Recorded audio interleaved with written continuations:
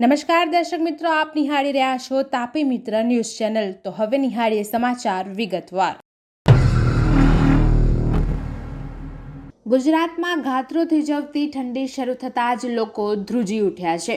છેલ્લા 2 દિવસથી રાજ્યમાં બર્ફીલા પવન ફૂંકાતા જનજીવન પ્રભાવિત જોવા મળી રહ્યું છે। લોકો ઠંડીથી રક્ષણ મેળવવા માટે તાપણા અને ગરમ કપડાનો સહારો લેતા જોવા મળી રહ્યા છે। છેલ્લા 24 કલાક દરમિયાન રાજ્યમાં સિઝનનું સૌથી ઓછું 5 ડિગ્રી તાપમાન નળિયામાં નોંધાયું છે। તો બીજી તરફ સૌરાષ્ટ્રના કોલ્ડવેવની શક્યતા વચ્ચે રાજકોટમાં પણ ઠંડીનો પારો ગગડતા સિઝનનું સૌથી ઓછું 9.7 ડિગ્રી તાપમાન નોંધાતા લોકો ઠૂઠવાયા હતા। હવામાન વિભાગ દ્વારા આગામી 2 દિવસ દરમિયાન રાજકોટ અને કચ્છ જિલ્લામાં કોલ્ડવેવની આગાહી કરવામાં આવી છે। બનાસકાંઠાના ડાભી ગામના ગ્રામજનોએ શાળાને તાળાબંધી કરીને તંત્રની આંખ ઉઘાડવાનો પ્રયાસ કર્યો છે। ધોરણ 9 થી 12માં માત્ર 2 જ કાયમી શિક્ષક હોવાને કારણે વિદ્યાર્થીઓનું ભણતર અંધકારમય બની રહ્યું હોય તેવો ગામ લોકોએ આક્ષેપ કર્યો છે। સોમવારે ડાભી ગામના ગ્રામજનોએ શાળા બંધ કરીને બાળકોને પણ શાળામાંથી લઈ ગયા હતા। વાલીઓની રજૂઆત છે કે સરકારી માધ્યમિક શાળા છે, પરંતુ પૂરતું મહેકમ નથી અને એ પણ અનિયમિત આવે છે। વારંવાર રજૂઆત કરી છે, પરંતુ મહેકમ ન ફાળવતા આખરે વાલીઓએ આ શાળાને તાળાબંધી કરવાની ફરજ પડી છે। જો કે આ મામલે શિક્ષણ અધિકારી અને શિક્ષણ મંત્રીએ કહ્યું છે કે ભરતી પ્રક્રિયા ચાલી રહી છે અને ટૂંક સમયમાં આ શાળા માટે મહેકમ ફાળવાશે। ત્યારે ડાભી ગામ ખાતે આવેલી સરકારી માધ્યમિક શાળામાં શિક્ષકના અભાવે વાલીઓમાં રોષ જોવા મળી રહ્યો છે અને છેલ્લા 2 દિવસથી આ શાળાને તાળાબંધી કરવામાં આવી છે।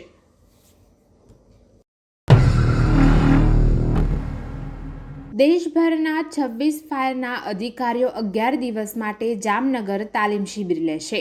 એશિયાની મોટી બાસ ઇન્ડસ્ટ્રી રિફાઇનરી સહિતના ઉદ્યોગ એકમોની મુલાકાત લેશે। આજથી વિવિધ રાજ્યોના ફાયર અધિકારીઓ માટે 11 દિવસની તાલીમ શિબિર રહેશે। એશિયાની મોટી બાસ ઇન્ડસ્ટ્રી રિફાઇનરી સહિતના ઉદ્યોગ ધરાવતા જામનગરમાં વિવિધ રાજ્યોના 26 ફાયર અધિકારીઓ માટે તાલીમ શિબિરનો પ્રારંભ કરવામાં આવ્યો છે, જેમાં મહાનગરપાલિકા ફાયર બ્રિગેડ દ્વારા વ્યવસ્થા ગોઠવવામાં આવી છે।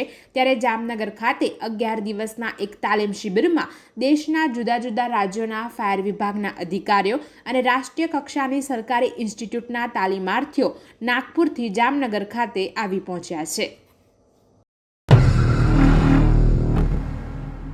રાજકોટ સહિત સૌરાષ્ટ્ર કચ્છમાં કાતિલ ઠંડીનો દોર શરૂ થયો છે।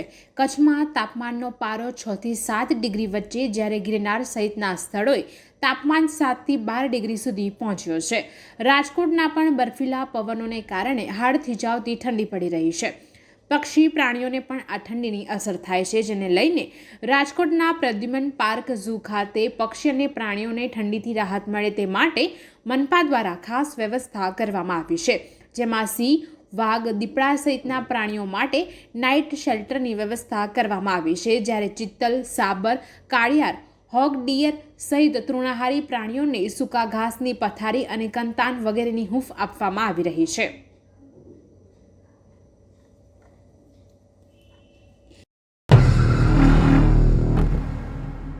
રાજકોટ મહાનગરપાલિકા દ્વારા ડિમોલેશનની સાથે 70,000 ચોરસ મીટરની અંદાજિત રૂપિયા 31 લાખની જમીન ખુલ્લી કરવામાં આવી છે। 30 મિલકતોને સીલ કરી તથા 11 મિલકતોને ટાંચ જપ્તી નોટિસ આપી છે તથા 3 નળ કનેક્શન કાપી રિકવરી રૂપે પેટે 35 લાખની વસૂલાત કરી છે। ફૂડ વિભાગ દ્વારા ખાદ્ય ચીજોનું વેચાણ કરતા 14 ધંધાર્થીઓની ચકાસણી કરવામાં આવી હતી, જ્યારે દબાણ શાખા દ્વારા તારીખ 27/11 થી તારીખ 9/12 દરમિયાન કુલ 76 લારી ગલ્લા અને 1936 બોર્ડ બેનરો જપ્ત કરી રૂપિયા 2,87,980નો વહીવટી ચાર્જ વસૂલ કર્યો છે। આમ આદમી પાર્ટીના પૂર્વ નેતા અને હાલમાં ભાજપના કાર્યકર એવા ગુજરાતી ગાયક કલાકાર વિજય સુવાળાની કારને આંતરીને 7 લોકોની ગેંગ તલવાર લાકડીઓ લઈ ઘાતકી હુમલાનો પ્રયાસ કરવામાં આવ્યો હતો, જેના પગલે વિજય સુવાળાને ડ્રાઈવર સાથે ફિલ્મી ઢબે જીવ બચાવવા ભાગવાની નોબત આવી હતી। આ હુમલાનો પ્રયાસ પ્રોગ્રામ કરવાના મુદ્દે થયો હોવાનું સામે આવ્યું છે, જેને લઈને અડાલજ પોલીસે અમદાવાદના 3 હુમલાખોરો સામે નામજોગ ફરિયાદ નોંધી વધુ તપાસ હાથ ધરી છે। વડોદરા મ્યુનિસિપલ કોર્પોરેશન હસ્તકની નગર પ્રાથમિક શિક્ષણ સમિતિ સંચાલિત 6 નવી માધ્યમિક શાળાઓના ધોરણ 9માં સ્માર્ટ ક્લાસ શરૂ કરવામાં આવ્યા છે. શિક્ષણ સમિતિમાં આ વખતે 10 માધ્યમિક શાળા શરૂ કરવામાં આવી છે, જેમાં 6 ધોરણ 9ની અને 4 ધોરણ 10ની છે.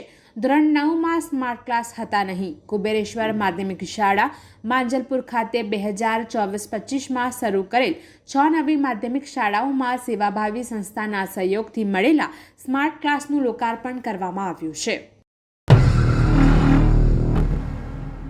વડોદરા શહેરના બાપોદ પોલીસ મથક હદ વિસ્તારમાં વધુ એક ચેન સ્નેચિંગની ઘટના સામે આવી છે. બાઇક સવાર અજાણ્યા શખ્સો નરસિંહધામ સોસાયટીમાં રહેતી મહિલા દીપિકા સોલંકીના ગળામાંથી સોનાની ચેન આંચકી ફરાર થવામાં સફળ રહ્યા છે. આ મહિલા બાળકોને શાળાએથી લેવા માટે નીકળી હતી તે સમયે આ ઘટના ઘટી હોવાની વિગતો સામે આવી છે. સુરત શહેરના લોકપ્રિય ડુમ્મસ બીચનું નવીનીકરણ મરીન અને ગ્રીન થીમ પર થવા જઈ રહ્યું છે. આ વિસ્તારને એક નવી ઓળખ આપવા માટે કામકાજ શરૂ થઈ ગયું છે. આ ફેરફારમાં સૌથી ખાસ આકર્ષણ INS સુરતના પ્રોટોટાઇપનું હશે, જે બીચ પર રાખવામાં આવશે. સુરતના લોકો માટે આ પ્રોટોટાઇપ એક અનોખો અનુભવ સાબિત થશે. INS સુરત એક વોરશિપ છે, જેના પ્રોટોટાઇપ ડુમ્મસ સી ફેસ પર સાબિત કરવામાં આવશે. 35 ફૂટ લાંબુ અને 8 ફૂટ પહોળું આ પ્રોટોટાઇપ બીચની સુંદરતામાં વધારો કરશે. મરીન થીમના આ પ્રોજેક્ટનો મુખ્ય આકર્ષણ પણ આ જ હશે. નૌકાદળના યુદ્ધ જહાજને INS સુરત નામ આપવામાં આવ્યું છે. INS સુરત 17 મે 2022ના રોજ મેઝાગોન ખાતે લોન્ચ કરવામાં આવ્યું હતું, જેનો પ્રોટોટાઇપ હવે સુરત સી ફેઝમાં મૂકવામાં આવશે. સુરત શહેરના ભાઠેના વિસ્તારમાં રોમિયોગીરી કરતા બદમાશે 3 સગીરાને રવિવારે રાત્રે છેડતી કરી હતી. આ બાબતે પોલીસ ફરિયાદ કરવામાં આવી ન હતી. જો કે આ વિડીયો સોશિયલ મીડિયામાં વાયરલ થતાં ઉગના પોલીસ હરકતમાં આવી હતી. પોલીસે તાબડતોડ સોસાયટીના પ્રમુખની મંગળવારે રાત્રે ફરિયાદ લઈ છેડતી કરનાર સામે ગુનો દાખલ કર્યો હતો. છેડતી કરનાર રોમિયોને શોધવા માટે મંગળવારે મોડી રાત્રે ઉગના પોલીસ અને ક્રાઇમ બ્રાન્ચે મળી 8 ટીમો બનાવી હતી. મોડી રાત્રે પોલીસે આરોપીને પકડવા માટે 400થી વધારે CCTV કેમેરાની તપાસ કરી હતી. ફૂટેજમાં 2 કિલોમીટર સુધી આરોપી સિદ્ધિવિનાયક સોસાયટીથી ભાઠેના 4 રસ્તા સુધી જતો દેખાયો હતો. છેડતી કરનાર બદમાશે જીન્સ પેન્ટ, શર્ટ અને શૂઝ પહેરેલા છે. વધુમાં પોલીસે જણાવ્યું છે કે રવિવારના દિવસે રાત્રિના 8:30 વાગ્યે સોસાયટીના અંદરના કેમ્પસમાં એક 15 વર્ષની સગીરા મોપેડ પર બેઠી હતી. તે સમયે એક બદમાશે આવી તેને કહ્યું કે ઇધર બેઠી હો એમ કહીને તેના ખભા પર હાથ મૂકી દીધો હતો. આથી સગીરા ડરીને ત્યાંથી ભાગી ગઈ હતી. એટલામાં બદમાશે આગળ ચાલતી અન્ય 2 સગીરાઓને કહ્યું કહા જા રહી હો એમ કહી તેના ખભે હાથ મૂકી દીધો હતો. હાથ મૂકતા બંને સગીરાઓ જીવ બચાવી ભાગી હતી.